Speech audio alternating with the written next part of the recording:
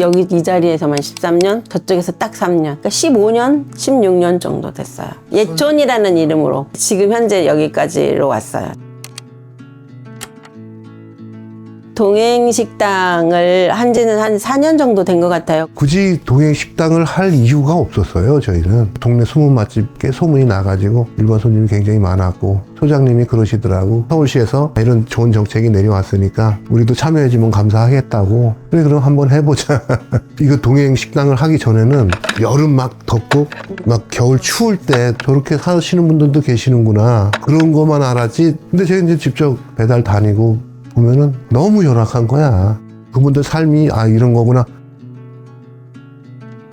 저희하고 약속은 일반 손님하고 차별 대우하지 말고 똑같이 이렇게 일반 손님 대하듯이 하고. 저희가 그게 참 난감한 게, 한번 그렇게 경험을 하신 분들이 발길을 끊으시더라고요. 한두 분 대놓고 내보내라고도 해요. 그런 분들도 있어요. 근데 이제 우리 입장에서는 두 분 다 손님인데, 그 중에서 참 힘들었던 거는, 제가 여기서 매일 식사를 갖다 드리고 얼굴 마주치고 오늘 어떻게 지내셨냐 인사하고, 그리고 배달을 가면 이분들이 잘 놓아주질 않아. 얘기를 하고 싶어가지고. 그러니까 그렇게 외로우신 분들이잖아요. 그런데 이제 오늘 저녁에 배달을 갔는데 다음날 가면 없어. 그럼 이게 돌아가신 거야.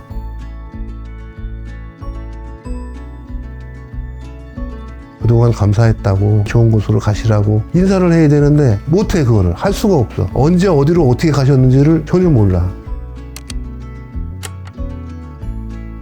이분들이 이제 편찮으신 분들이 많아요. 그러다 보니까 같은 메뉴를 다르게 원하시는 그런 게 많은데, 얘기할 때마다 그건들은 조정을 해드려요. 왜냐면 그 한 끼가 정말 소중해요. 이분들도 그 한 끼가 또 마지막일 수도 있거든요. 내가 해드릴 수 있는 게 그거밖에는 없는 것 같아요. 동해 식구들은 가서 인사 한마디 더 하고, 그게 관심이더라고.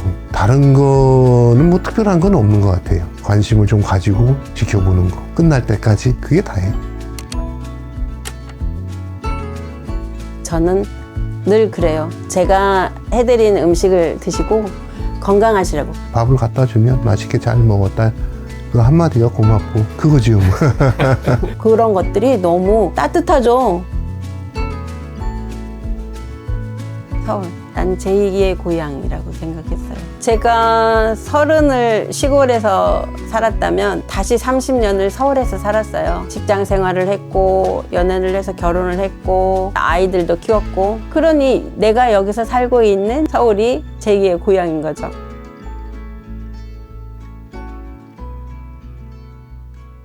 서울은 제2의 고향이다.